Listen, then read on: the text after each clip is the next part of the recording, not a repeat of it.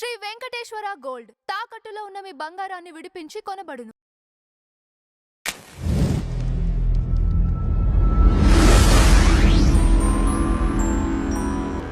Madam నమస్తే. నమస్తే. Madam social మీడియాలో ఎక్కడ చూసినా కూడా నాగబాబు గారి మనవడు అంటే వారసుడు వచ్చాడు అని ఒక పోస్టులు పెట్టేసి వైరల్ చేస్తున్నారు. బాబు కూడా క్యూట్గా ఉన్నాడు, మెగాస్టార్ గారు కూడా వెళ్ళి చాలా ఆప్యాయంగా ముద్దాడినట్టు చూపిస్తున్నారు మనకి సోషల్ మీడియా అంతా. దీనిపైన మీ అభిప్రాయం ఏంటి? సంతోషం అండి. వాళ్ళ ఫ్యామిలీలోకి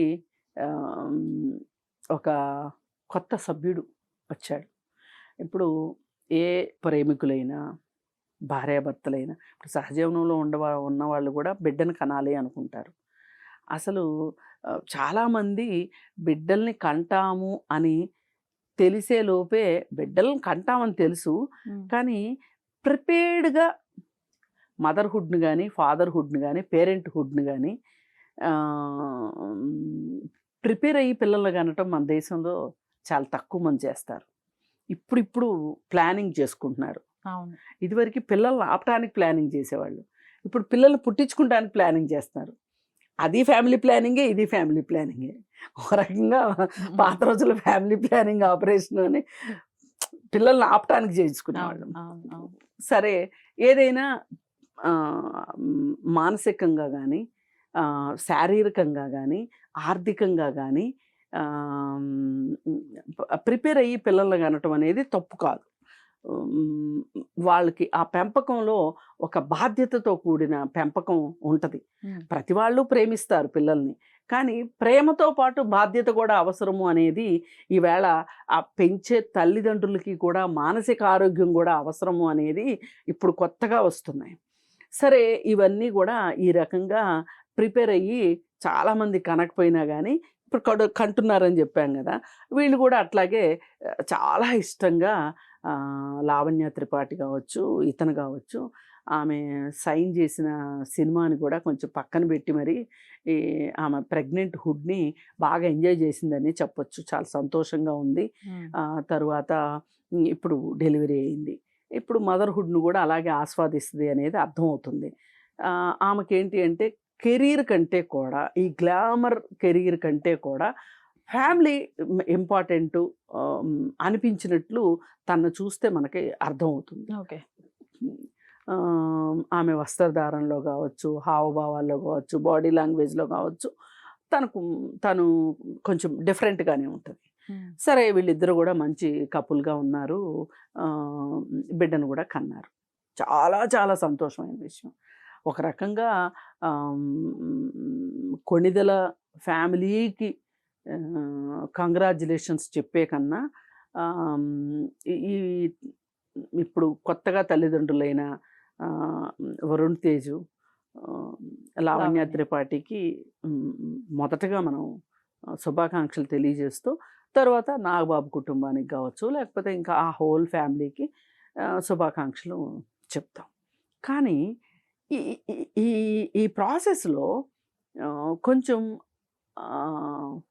అనాలోచితం అందామా లేకపోతే కావాలని అందామా తెలియదు, కానీ అసలు ఈ వారసుడు అనే ఒక కొత్త బిడ్డ వచ్చినప్పుడు ఇంట్లోకి నవజాత శిశువు అంటాం.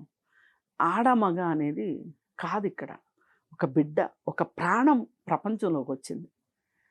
దాన్ని మనం ఆస్వాదించడం మర్చిపోయి అమ్మాయి అయితే ఒకలాగా అబ్బాయి అయితే ఒకలాగా మనం అనుకోవడం ఉంది. చూసామా, ఇది కొంచెం సంకుచిత స్వభావం, పురుషాధిక్యతకి ఇది ఒక తొలిమెట్టు. అమ్మాయా అబ్బాయా అనే దగ్గరే అసలు ఆ పుట్టిన వాళ్ళ జీవితంలో ఈ పురుషాధిక్యత ప్రవేశిస్తుంది పుట్టుకతోనే. అసలు ఈ పుట్టక ముందు కూడా ప్రవేశిస్తుంది. ఎట్లా అంటే, అమ్మాయి అయితే అబార్షన్స్ చేయించుకుంటున్నారు చూసారా, అక్కడ స్టార్ట్ అవుతుంది ఈ పురుషాధిక్యత అనేది. వారసులు అనడము, ఈ మగబిడ్డే కావాలనటం, వంశోద్ధారకులు అనడము, తండ్రికి వారసుడు తలగొరిగి పెడితేనే పున్నామ నరకానికి వెళ్తారని, ఇలా రకరకాలు ఈ మనవళ్ళు పుట్టడము, మనవళ్ళే కాకోకుండా ముని మనవళ్ళు పుట్టడము, ఇవన్నీ ఏంటి అంటే వీళ్ళకి సొసైటీలో చాలా క్రెడిట్స్ అయిపోతుంటాయి అనమాట. ముని మనవడు పుట్టడం. ఇప్పుడు అల్లు అర్జున్ కొడుకు పుట్టాడు కదా, అల్లు అర్జున్కి. ఇప్పుడు మన చనిపోయిన కనకరత్నం గారికి ముని మనవడు అవుతాడు ఆ బిడ్డ. అవును. అది చాలా గొప్ప విషయం అన్నట్లు. ఇట్లా ఒక రకంగా చూస్తే మనకేమనిపిస్తుంది అంటే ఇప్పుడు అంజనాదేవి గారికి కూడా అంతే. ఇప్పుడు వీడు మునిమనవుడు అవుతాడు, ఈ పుట్టిన బాబు. వీటిని వీటిని గ్లోరిఫై చేస్తున్నారు. ఈ గ్లోరిఫై చేయడం వల్ల ఇదివరకు ఒక కుటుంబానికో, ఒక ఊరికో, ఒక ప్రాంతానికో పరిమితమైన విషయం కాస్త ఇప్పుడు ఈ సోషల్ మీడియా రావటం వల్ల ఇది ఒక గ్లోబల్ ఫినామినాగా మారుతుంది. తెలుగు వాళ్ళు ఎక్కడుంటే అక్కడ అందరికీ ఈ ఈ ఈ ఈ జాడ్యం అంటుకుంటుంది. అయితే ఈ ఆడపిల్ల పుట్టుకుని ఒక చిన్నతనంగా భావిస్తున్నారు. తల్లులు అసలు ఆడపిల్ల కనడం కోసం డబ్బులు ఖర్చు పెట్టాలా అనేలాగా తయారవుతున్నారు అని పూనాలో ఒక డాక్టర్ గారు ఫ్రీగా డెలివరీ గనక అబ్బాయి అయితే డబ్బులు తీసుకుంటారు ఆయన, అమ్మాయి పుడితే గనక ఫ్రీ. ఇప్పటికీ ఆయన 1000 డెలివరీలు 1000 ఆడపిల్లలకి డెలివరీ చేశారంట. ఆడపిల్లలు పుట్టారు ఆయన చేసిన డెలివరీలో, మిగతా ఎన్ని చేశారో తెలీదు, కానీ 1000 మంది ఆడపిల్లలకి ఆయన ఫ్రీగా డెలివరీ చేశారు. అంటే సమాజంలో ఏం తీసుకురావాలని చూస్తున్నారు, మార్పు తీసుకురావాలని చూస్తున్నారు. ఓ పక్క నుంచి కొంతమంది అలా మార్పు తీసుకొస్తుంటే మనం సోషల్ మీడియానేమో ఈ పురుషాధిక్యతను ఇంకా ఇంకా ఇంకా పెంచి పోషిస్తుంది. ఇవాళ చూడండి కేసీఆర్ ఫ్యామిలీలో గొడవ ఏంటి చెప్పండి, ఇదే ఈ పురుషాధిక్యతే. మగపిల్లోడిని ఒక రకంగా, ఆడపిల్లని ఒక రకంగా చూడటం. మగపిల్లోడు కేటీఆర్ తప్పులు చేయని, ఒప్పులు చేయని, ఏమన్నా చేయని అతను వారసుడు.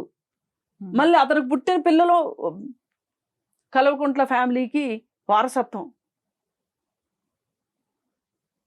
ఇది ఎంత దూరం వెళ్తుంది అంటే వాళ్ళు అప్పుడప్పుడు యజ్ఞాలు యాగాలు చేస్తారు చూసారా, ఆ యజ్ఞాల దగ్గర కొడుకు, కోడలు, మనవడు కూర్చుంటారు. ఎప్పుడు కవితను కూర్చోబెట్టుకోలే. అంటే మళ్ళీ అలానే కవిత అంటే ఇష్టం లేదా అంటే ఇష్టం ఉంటుంది. కానీ ఈ వంశోద్ధారణ అనే ఒక విషయం, వంశపారంపర్యం అనే విషయం తీసుకుంటే గనక అసలు ఆడపిల్లకి ఆస్తి హక్కు, ఆడవాళ్ళకి ఆస్తి హక్కు అవసరమా? అందుకే సుప్రీంకోర్టు చెంపపెట్టులాగా ఒకటి ఇచ్చింది, ఏ తండ్రికైనా ఆడపిల్ల పుట్టుకతోనే వారసురాలు అని ఇచ్చింది. అందుకని ఈ ఎన్ని మార్పులు తీసుకొద్దామని చూస్తున్నా ఇలాగే జరుగుతున్నాయి. ఇప్పుడు నాకు ఈ సోషల్ మీడియా గురించి బాధ ఎందుకు ఎక్కువ అవుతుంది అని అంటే అసలు ఇట్లాంటి వాటిని ఎక్కువ ప్రచారంలో కూడా తీసుకొస్తున్నాయి.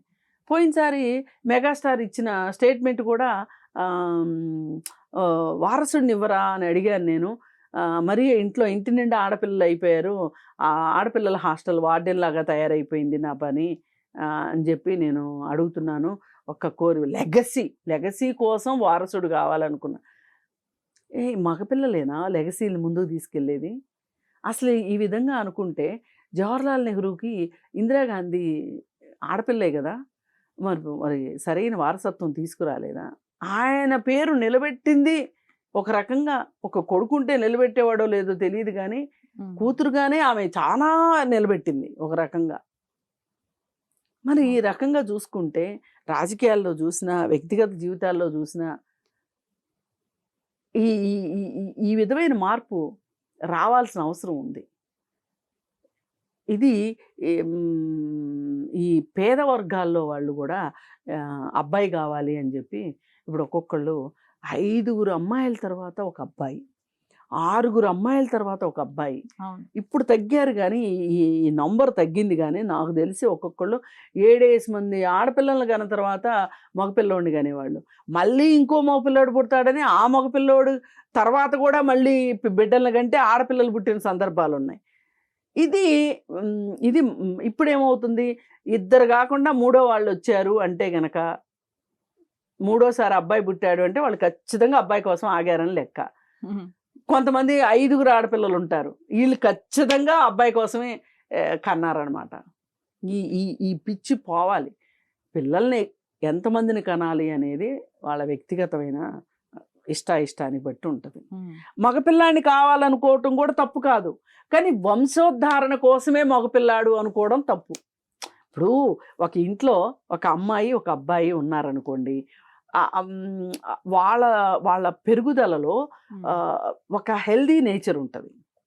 ఏంటంటే అమ్మాయి ఎమోషన్స్ అబ్బాయికి అర్థం అవుతాయి, అబ్బాయి ఎమోషన్స్ అమ్మాయికి అర్థం అవుతాయి. ఫ్యూచర్లో బాగుంటుంది. ఒక రకంగా చూస్తే అమ్మాయి అబ్బాయి ఉంటే మంచిదే. ఇప్పుడు మనది ఉందండి, ఎగ్ ఉందండి, ఎగ్ వైట్ ప్రాధాన్యత ఉంది, ఎల్లోకి ఎల్లో ప్రాధాన్యత ఉంది. అట్లాగే మనుషుల్లో కూడా ఆడ మగ ఉండాలి ఖచ్చితంగా. సమాజం ముందుకెళ్ళాలంటే ఉండాలి కదా. ఎవరి స్ట్రెంగ్త్ వాళ్ళకు ఉంది. ఆడవాళ్ళలో స్ట్రెంగ్త్ ఆడవాళ్ళకు ఉంది, మగవాళ్ళలో కూడా స్ట్రెంగ్త్ ఉంది. కానీ మగవాళ్ళ స్ట్రెంగ్తే గొప్పది అనడం తప్పు. అందుకని ఏ విధంగా చూసినా మళ్ళీ మరొకసారి ఈ ఈ మీడియాలో ఈ వారసుడికి సంబంధించి జరుగుతున్న చర్చ ఇది కొంచెం ఎబ్బెట్టుగా ఉంది. ఇది ఆరోగ్యకరం కాదు సమాజానికి. ఏదేమైనా వాళ్ళకి మరొకసారి మనం శుభాకాంక్షలు చెప్దాము.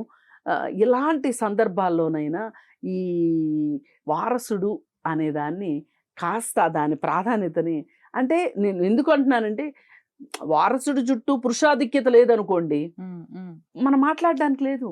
ఇప్పుడు కొన్ని సంస్థానాల్లో ఒకప్పుడు ఝాన్సీ లక్ష్మీబాయి ఆంగ్లేయుల మీద పోరాడింది ఈ విషయానికే కదా.